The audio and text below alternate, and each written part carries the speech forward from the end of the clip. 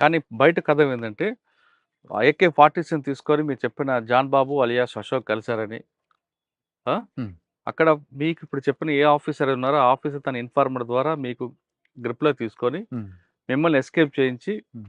హ్మ్. అక్కడ ముగ్గురు ఎన్‌కౌంటర్ చంపి, తర్వాత మిమ్మల్ని సరెండర్ చేసి, అప్పుడున్న నాగేందర్ కుమార్ ఎస్పీ గారి ముందు మిమ్మల్ని సార్ ప్రొడ్యూస్ చేశారని. ఒక్క విషయం నేను పోలీసులతోని మిలాఖాతే ఎన్‌కౌంటర్ చేస్తే నన్ను 10 సంవత్సరాలు జైలు పెట్టాల్సిన అవసరం ఏముంది? కనీసం ఆ కేస్ ఉంది కదా! ఏ కేసు సరే కేసున్నా గూడాగా హ్మ్. ఇప్పుడు నా కుటుంబ పరిస్థితి ఎట్లా ఉంది? కొంచెం ఆలోచించాలి. సరే ఇప్పుడు చాలా రకాలుగా ఎలిగేషన్స్ వస్తా ఉంటాయి. ఇప్పుడు అంతమంది చనిపోయి ఈయన ఎట్లా దొరికి ఈయన ఒక్కడు ఎట్లా మిస్ అయ్యిండు? అదే వస్తది. క్వెషన్ వాడదడుగుతున్నారు. తప్పుడు సమాచారం అది. హ్మ్. ఇప్పుడు పార్టీ పబ్లిక్ కూడా ఏమంటుందంటే, ఆ! విక్రమ్ అనే వ్యక్తి కావాలని పోలీసు కోవట్టుగా మారి హ్మ్. పార్టీకి నష్టం చేకూర్చాడు. ఆ! ఇంతమంది ఇంత పెద్ద ఎన్‌కౌంటర్‌లో విక్రమ్ ఒక్కడే ఎలా బయటపడతాడు అనేది పార్టీ కూడా విక్రమ్‌కు ఆ ఒక ఎన్‌కౌంటర్ గాదు గదా! చాలా ఎన్‌కౌంటర్ తప్పించుకున్న విషయం పార్టీ కూడా తెలుసు. కానీ పార్టీకి ఇచ్చిన సమాచారం తప్పుడు సమాచారం అది. అయిండొచ్చు. అని నేను నేను నేను చెప్తున్నా కదా సార్. చాలా చెప్తున్నా. పార్టీకి కొన్ని విషయాలల్లా సమాచారము కరెక్ట్‌గా పోద్ది. కొన్నిసార్లేందంటే వేరే వాళ్ళ ప్రచారం, దుష్ప్రచారం తోటి సమాచారం పోద్ది. ఇదే కరెక్ట్ అనుకోని వాళ్ళు సరే స్టేట్‌మెంట్ ఇచ్చిర్రు. నేను కూడా చూషినా. హ్మ్. కానీ అది ఫాల్స్ స్టేట్‌మెంట్ అది. ఇంకోటి తప్పుడు సమాచారం అది. అది మీరన్నట్లుగా ఒకవేళ ఆ పోలీసులు కలిసుంటే మీరు కొండల్లో, గుట్టల్లో ఎందుకుంటారు? హాయిగా సిటీలో ఉండేవారు గదా! వాళ్ళిచ్చే డబ్బులు తీసుకొని. మరి నీళ్లు దొరకకు మాట చెప్తున్నా సార్. నేను 4 డేస్ నీళ్ళు దొరకకుంటే నా టాయిలెట్ నేను తాగిన. ఇప్పుడు ఎన్‌కౌంటర్ అయితే పోలీసోళ్ళు మరి నన్ను ఇంకా ఎక్కడనో తీసుకుపోయి అంటే సరే రాలేదు, దొరకలేదు ఇంకా అని చెప్పి ఎక్కడనో పెట్టొచ్చు కదా! 10 సంవత్సరాలు జైల్‌లో పెట్టి నా లైఫ్ అంతా ఎందుకు అంటే నేను ఎందుకు స్మాష్ చేస్తారు వాళ్ళు గూడా. తప్పుడు సమాచారం ఇప్పుడు చెప్తున్నా గదా! కొన్ని విషయాల్లో పార్టీ గూడాగా మా మిత్రులను గూడా చంపేసిన సంఘటనలున్నాయి. ఇప్పుడు ఇన్ఫార్మర్ అని జెప్పేసి పార్టీకి ఎవరైతే సహకరిస్తారో అతనే ఇన్ఫార్మర్ అని ఎవడో చెప్తే చంపేసిన వాళ్ళు చాలా మంది అట్లా పార్టీ చంపేసింది అట్లా. మరి తర్వాత తెలుసుకుంది గదా పార్టీ. ఇప్పుడు కరెక్టే. వీరయ్య సార్ ఉన్నాడు ఇక్కడ. ఆ! వీరయ్య సార్ అని ఒక టీచర్ ఉండే. టీచర్ ఇక్కడ ఉండే మననూరు అది ఒటోళ్ళపల్లి. అతను పార్టీకి చాలా పని జేషిండాయన.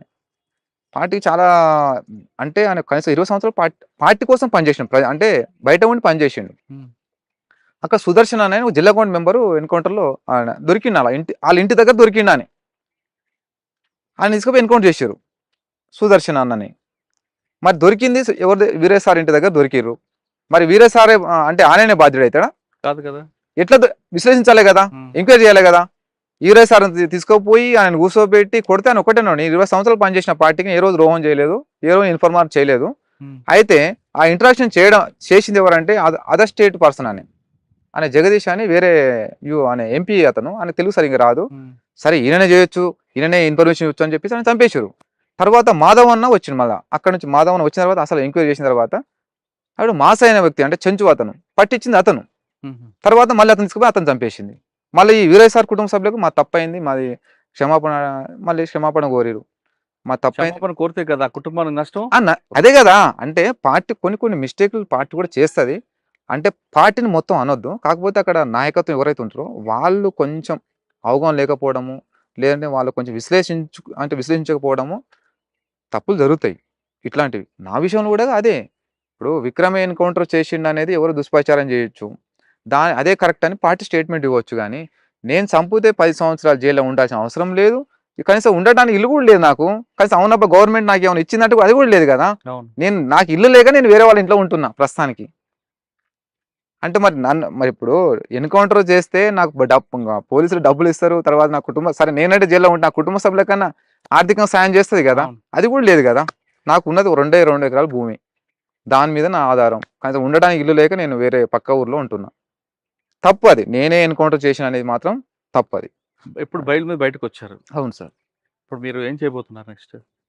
అంటే మీ కుటుంబం ఎలా ముందుకు తీసుకెళ్తారు? నా ఆలోచన, నా ప్రణాళిక అంటే ఇప్పుడు ఉన్న జీవితాన్ని సక్రమంగా నడుపుకోవాలి. నడుపుకోవాలి. అమ్మ వృద్ధురాలు. ఆమెకు ఆమెను జూసుకోవాలి. ఇగ నాకు మా బాబు ఉన్నాడు. బాబుని చూసుకొని ఉన్న 2 ఎకరాల పొలం చేసుకుంటూ నా బతికే నేను బతకాలి అనుకుంటున్నా. మీకు చాలా మంది బయటకొచ్చిన తర్వాత నయీంలా కొంతమంది దారి తప్పుతుంటారు. తప్పుతుంటారు గదా! మీకు అటువంటోళ్ళు ఎప్పుడైనా ఎదురుపడ్డారా? నాకు అట్లా ఎదురు పడ్డారు గానీ నేను అట్లాంటిది ఎన్నుకోను నేను. హ్మ్. ఎన్నుకోను. మరి విక్రమ్ ఎప్పుడు ఆ విధంగా చేద్దామని ప్రయత్నించారా? లేదు లేదు. నాకు ఆలోచన రాదు. నయీం గ్యాంగ్‌లో తిరగాలి, నయీంలాగా తయారు కావాలని. ఎందుకంటే నయీం ఒక కరుడు గట్టిన ఒక ఉగ్రవాది కంటే అతి ప్రమాదకరమైన వ్యక్తి అతను. ఎందుకంటే పార్టీలో కొంతకాలం పనిచేసి బయటికి పోయిండు. తర్వాత అప్పుడు ఉన్న గవర్నమెంట్ అతన్ని ఆ రకంగా మలుచుకొని అతన్ని పార్టీకి వ్యతిరేకంగా తయారు చేసింది. పార్టీని పెద్ద నష్టం చేసిండు. తర్వాత గవర్నమెంట్ అతన్ని ఎన్‌కౌంటర్ చేసింది. మీకు ఎప్పుడైనా ఎదురుపడ్డాడా నయీం? ఎదురుపడ్డాడంటే ఇప్పుడు మా కోసం తిరిగేవాడు. మేము ఆయన కోసం తిరిగేటోళ్ళం చంపాలని. హ్మ్. చాలా సార్లు ఇదే రోడ్డుకు చాలా సార్లు వచ్చి కూర్చునేది. కానీ దొరకకపోయేది. అసలు నయీం చంపడానికి ప్లాన్ చేశారు ఇక్కడ. చేసాం. దొరికితే చంపేసేవాళ్ళం. మరి ఎందుకు మీకు మిస్ అయ్యాడు? ఎలా? అంటే అతనికున్న నెట్‌వర్కు అట్లా ఉండే. మాకేందంటే మాకు గ్రామాల నుంచే మాకు కొంత అంటే గ్రామాల నుంచి కొంత సమాచారం ఉండేది. కాదు పర్టిక్యులర్‌గా అనేది మాకు సమాచారం లేకపోవడం వల్ల అతన్ని మేము కొట్టలేకపోయినాం. కరెక్ట్‌గా మాకు సమాచారం ఉంటే కొట్టేస్తుండే. ఎప్పుడు ఒక సంఘటన చెప్పండి. ఆయన వస్తాడని వెయిట్ చేసావా? ఇక్కడ ఒటోలపల్లె ఉంది గదా! హ్మ్. ఒటోలపల్లె అనే అంటే 1 మంత్‌కి ఒకసారి అక్కడికి వస్తాడు. అతనికి సంబంధించిన మనుషులను అక్కడ పిలిపించుకొని అక్కడ మాట్లాడతాడన్నమాట.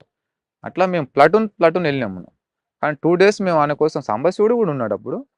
మేము టీమ్ ఎళ్లి అక్కడ అంబుష్ చేసినాం అతని కోసం. అక్కడ వచ్చి అక్కడ వెహికల్స్ ఎక్కడ ఆగుతది ఏందని చూస్తే రాలేదు ఆ టైంలో. దొరకలే. దొరికితే కొట్టేసేవాళ్ళం. మొత్తం మీ సర్వీస్‌లో, పార్టీలో ఉన్న టైంలో హ్మ్. మీకు బాగా నచ్చిన పోలీస్ ఆఫీసర్ చెప్పండి? ఇబ్బంది పెట్టే ఆఫీసర్ ఎవరు? మిమ్మల్ని అర్థం చేసుకొని మీకు ఆదరించే ఆఫీసర్ ఎవరు? సార్ నాకు తెలిసిన ఆఫీసర్‌లలో అంటే నాకు హెల్ప్ చేసిన ఆఫీసర్ సార్. సరే పోలీసులు అనంగానే అందరూ శత్రువులైతే అవును. కాదు. అందరూ అందులో మంచోళ్ళే. మంచి వాళ్ళుంటారు. కొంత వాళ్ళకి నచ్చినట్టుగా వాళ్ళ మాన్యువల్ ప్రకారం పోవాలనుకునే వాళ్ళుంటారు. కొందరేమో ఉదారవాదం అవును. అందరూ గూడా అట్లా ఉండరు. హ్మ్. ఎందుకనాలాగా సార్ నేను జైల్‌లో ఉన్నప్పుడు చెల్లపల్లి జైల్‌లో నేను లైవ్ బడి నేను ఉన్నా. దగ్గర దగ్గర 7, 8 సంవత్సరాల తర్వాత 8 సంవత్సరాల తర్వాత అసలు నా భార్య పిల్లలు గాని, మా అమ్మ గాని కసం బతకలేని పరిస్థితి. అసలు వాళ్ళకు ఎలాంటి మానసికంగా ధైర్యం ఇచ్చేవాళ్ళు గూడా లేరు ఆ టైంలో. కానీ నేను జైలు నుంచి పెరోల్ పేపర్‌లు పెట్టుకున్నా సార్. అదే నాగర్ కర్నూల్ ఎస్పీ అనే పేరు మనోహర్ సార్ సార్. ఎవరు? మనోహర్ సార్. ఆ! అతనికి నేను చెప్తున్నా గదా! చాలా చాలా థాంక్స్ చెప్తున్నా సార్‌కు. అతనెవరో నాకు తెలుసు. నేనెవరో సార్‌కి తెలుసు. కానీ ఎప్పుడు మేము ఫేస్ టు ఫేస్ మాట్లాడుకుంది లేదు. విక్రమ్ అంటే సార్‌కి తెలుసు. సరే మనోహర్ సార్ అంటే నాకు తెలుసు. కానీ ఏ రోజు మేము వ్యక్తిగతంగా ఎదురుపడి మాట్లాడుకుంది లేదు. అదే విషయం ఏందంటే మా కుటుంబ సభ్యులు పిఎస్‌కు పేపర్‌లు పెడితే వీళ్ళు చేయనన్నారు పోలీసోళ్ళు. SI, CI చేయనన్నారు. ఉంటారు గదా! ఊర్లో కొంచెం ఒకరిద్దరు చోటబోటే చిన్న చిన్న లీడర్లుంటారు గదా! మనమంటే అంటే పార్టీ అంటే పడని వాళ్ళుంటారు గదా! హ్మ్. ప్రజా వ్యతిరేకులు. వాళ్ళు సార్ వస్తే మళ్ళీ ఉండడు, మళ్ళా ఎళ్ళిపోతాడు అని వాళ్ళకి కూడా తప్పుడు సమాచారం ఇచ్చిండు. హ్మ్. సరే నా కోసం మా అమ్మ చాలా కష్టపడ్డది. మళ్ళీ నేను చెప్పిన అమ్మ ఎస్పీ దగ్గరికి పొమ్మని చెప్పిన. ఆ అమ్మ ఎస్పీ దగ్గరికి పోయింది. పోయిన తర్వాత అడిగింది. ఇగ నేను ఉండి చాలా ఆలోచించిండు ఆయన గూడాగా. ఇగ ఆలోచించి ఎస్ఐకి ఫోన్ చేసి చెప్పిండంట సీఐకి. ఉండి పేపర్లు చేయండి అతనివి విక్రమ్ అంటే, లేదు సార్ ఆయన బయటకొస్తే ఎళ్ళిపోతాడు సార్ అట్లా ఇట్లా అంటే, అరే ఎంతో మంది లొంగిపోయి ఎవరి బతుకులు వాళ్ళు బతుకుతున్నారు గదా! ఆయనే లాస్ట్ ఒక్కడు దొరికిండు కాబట్టి ఆయన మొత్తం బలి చేసిర్రు. చేయండి వచ్చి ఆయన భార్య పిల్లలతోని చూసుకుంటాడు మళ్ళీ ఎళ్ళిపోతాడు టయానికి ఎళ్ళిపోతాడు గదా! అంటే, ఆయన పేపర్లు చేపిచ్చాడు సార్ పెరోల్ పేపర్లు. ఆయన చెప్తున్నా చాలా నేను చెప్తున్నా గదా! ఆయన అంటే దేవుడిని నమ్మగాని దేవుడు లాంటి మనిషి అనుకో. ఆయన ఎక్కడనో తెలవదు. ఇగ నాకు లైఫ్‌లో అనుకున్నా సార్. అట్లాంటి ఆఫీసర్‌లు ప్రతి జిల్లాలో ఉంటే సమస్యలనేటివి రావు. అంటే ప్రజలకు ఎలాంటి సమస్యలు రావు. అట్లాంటి ఆఫీసర్ ఉండాలి. కానీ అట్లాంటి ఆఫీసర్ పోలీస్‌లో గాదు. రాజకీయ నాయకుడు గూడా ఉండాల. హ్మ్. అప్పుడే ప్రజలకు సామాజిక న్యాయం జరుగుద్ది. చ బాగా ఇబ్బంది పడ్డ ఆఫీసర్? ఇబ్బందంటే అప్పుడు నేను స్టార్టింగ్ పోయినప్పుడు చాలా ఇబ్బంది పెట్టిర్రు. చాలా సార్లు ఇగ కుటుంబ సభ్యులను హింసించే వాళ్ళు బాగా ఇబ్బంది పెట్టారు. చాలా ఎదుర్కొన్నది. ఆర్థికంగా చాలా నష్టపోయింది కుటుంబం. కొంచెం ఊరి అంటే వ్యవసాయం మొత్తం బంద్ జేసి వేరే ఊరికి గూడా ఎళ్ళిపోయిన పరిస్థితి. బాగా ఎవరు పెంచాల అది అంతోనప్ప అని ఒక సీఐ ఉండే. డీఎస్‌పీ. నేను సెకండ్ టైమ్ పోయినప్పుడు బాగా హింసించాడు మా కుటుంబాన్ని. బాగా బూతులు మాట్లాడేవాడు. అమ్మని నాకు నేను సెకండ్ టైమ్ పోయినప్పుడు నాకు బాబు 6 మంతు. చిన్న బాబుండే. ఇగ బాగా వర్షం వస్తున్నా గూడాగా ఇంటికాడ నుంచి తీసుకుపోయి స్టేషన్‌లో కూర్చోబెట్టి మా బాబుకు జ్వరం వచ్చినా గూడాగా వదలకుండా బాగా బూతులు తిట్టి బాగా ఇబ్బంది పెట్టిండు కుటుంబాన్ని. 'మనోహర్' లాంటి వాళ్ళు మంచి వాళ్ళున్నారు. అవును. 'ఆంటోనపల్లి' వాళ్ళు చెడ్డవాళ్ళు. చెడ్డవాళ్ళున్నారు. అతను గూడా ఏం చెడ్డవాడు గాదు. ఆయన ధర్మం అంతే. ఆయన వృత్తిరీత్యా ఆయన అట్లా చేస్తున్నాడు అంతే. హ్మ్. చేసిండంతే. కానీ ఎవరు గూడాగా నక్సలైట్లంటే చంపాలి, వాళ్ళని హింసించాలని ఎవరికి ఉండదు. కొంత ఉంటది. ఓకే. చివరగా చెప్పండి. పార్టీ ఒకప్పుడు పట్టున్న నల్లమల ఏరియాలో హ్మ్. ఇక్కడి నుంచి ఏఓబీకి వెళ్ళడానికి ప్రధాన కారణం ఏమనుకోవచ్చు? అంటే ప్రజల నుంచి సహకారం దూరమైందా? ప్రజల నుంచి సహకారం దూరం గాలేదు. పార్టీ దానికి అయితే ఇక్కడ పార్టీ బలంగా ఉన్నప్పుడు గాని, తర్వాత బలహీన అయినప్పటికి గాని, అసలు పార్టీ ఇక్కడి నుంచి ఎళ్ళిపోవటానికి కొన్ని కారణాలు ఉన్నాయి. ఎందుకంటే ప్రజల ఆదరణ ఉన్నాయి కాకపోతే ప్రజలకు నాయకత్వం వహించి, వాళ్ళని ఉద్యమాల వైపు నడిపించలేకపోవడమే పార్టీ నష్టపోయింది. అచ్చా! నాయకత్వ లోపం. నాయకత్వం లోపం ఒకటి. తర్వాత ప్రజల్ని పోరాటాల వైపు నడిపించలేదు. ప్రతిది పార్టీ చేసింది. ఏదైనా ఒక యాక్షన్ చేయాలంటే పార్టీ చేసింది. ఏదైనా ఒక స్టేట్మెంట్ ఇవ్వాలంటే పార్టీ చేసింది గానీ, ప్రజల సమస్యల మీద, ప్రజల హక్కుల మీద, ప్రజల్ని ఉద్యమాల వైపు గాని, తర్వాత కొన్ని పోరాటాల వైపు గాని నడిపించలేకపోయింది పార్టీ. హుహు. కాబట్టి ఏందంటే ఆ ప్రజలు గూడాగా పార్టీకి దూరం అయిపోయినారు. ఇప్పుడు ప్రజల్ని ఉద్యమాల వైపు నడిపించి, పోరాటాల వైపు నడిపిస్తేనే ప్రజలు ఉద్యమంలోకొస్తారు. వాళ్ళు మరింత పోరాడతారు. కానీ అట్లాంటిది ఏం చేయలేదు. అంటే చేయలేక పోయింది పార్టీ. కానీ పార్టీలో వెళ్లి ప్రజల కోసం పోరాటాలు చేసిన విక్రమ్‌కి ఎదురైన కష్టాలేంటి? నాకు ఎదురైన కష్టం ఎప్పుడు అంటే నాకు కష్టం అంటే నాకంత కష్టం వచ్చినా నేనంత ఏం బాధపడను. నాకు భయం అంటూ కూడా ఏం తెలియదు నాకు ఇంతవరకు. హ్మ్. కష్టం అంటూ ఏ రోజు కష్టం అని కూడా ఎప్పుడు నేను అనుకోలే పార్టీలో. నేను పార్టీలో ఉన్నప్పుడు కూడా చాలా పార్టీ ఏ పని అప్పచెప్పినా కూడా నేను ఎంత రిస్క్ ఉన్నా కూడా నేను ఎళ్లి పని చేసుకొచ్చేది పార్టీలో.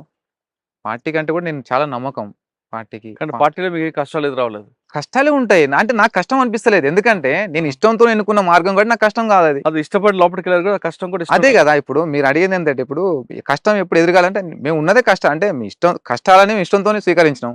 అది మాకు కష్టం అనిపియదు గదా! అవును. అది మాకు ఎంత పెద్ద కష్టం ఉన్నా అది మాకు తక్కువనే అది. హ్మ్. ఎందుకంటే అది మేము ఎన్నుకున్న మార్గం అట్లాంటిది కాబట్టి అది సహజమే.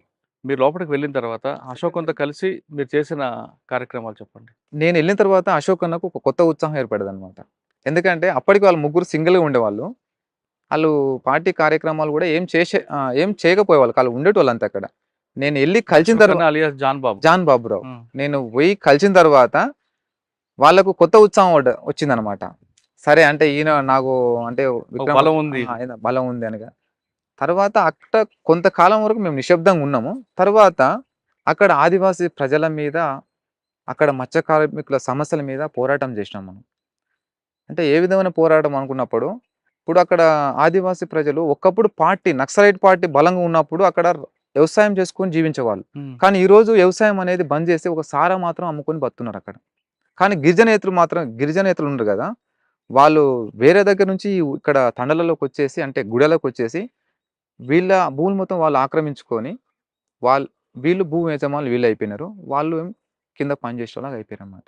అయితే ఇది మళ్ళీ మేము పార్టీ అక్కడ అశోక్ అన్న చాలా సీరియస్‌గున్నాడు. అశోక్ అన్నని ఆదివాసులు దేవుడుగా భావిస్తారు. హుహు. నల్లమల్లలో దేవుడని అంటారు ఆయనని. అంటే అట్లా ఆదరిస్తారనమాట అశోక్ అన్నని.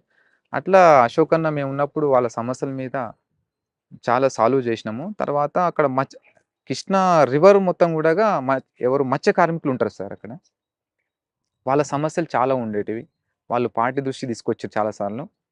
వాళ్ళ సమస్యలేందంటే, వాళ్ళకు సమస్యలు ఒకటి, దళారుల నుంచి వాళ్ళు దోపిడీకి గురయ్యేవాళ్ళు. ఓకే. ఆ! హ్మ్. అయితే ఆ దోపిడి నుంచి వాళ్ళకు మేము విముక్తి కల్పించారు. విముక్తి కల్పించాం. అంటే వాళ్ళకు ఉచితంగా ఏ స్టేట్‌లో అయితే వాళ్ళ దగ్గర చేపలు తీసుకుంటారో, వాళ్ళకు ఉచితంగా వలలిప్పేయడం గానీ, తర్వాత వాళ్ళకు బుట్టికి 2000 బోనస్ లాగా తీసేయడం గానీ, హ్మ్. తర్వాత వాళ్ళకు ఒక 2 అక్కడ ఏదన్నా అపాయం జరిగినా గూడాగా అక్కడ సౌకర్యం ఉండదక్కడ. బోట్‌లు ఉండవక్కడ. 2 డేస్‌కోసారి వచ్చి బోట్‌లో వచ్చి చేపలేసుకొని పోతారనమాట. కాబట్టి ఏందంటే 2 కిలోమీటర్ దూరంలో ఒక బోటు ప్రత్యేకంగా పెట్టాలి. అంటే అక్కడ ప్రజలకు ఏదైనా హాని జరిగినా, అక్కడ గర్భిణులకి ఎలాంటి ప్రాబ్లమ్స్ వచ్చినా గూడాగా ఆ బోటు వాళ్ళ కోసం సెపరేట్‌గా ఏదైనా అపాయం జరిగితే అంటే అచ్చా! అంబులెన్స్ లాగా. అంబులెన్స్ లాగా అట్లా సాల్వ్ జేసి వాళ్ళకు న్యాయం చేశాము.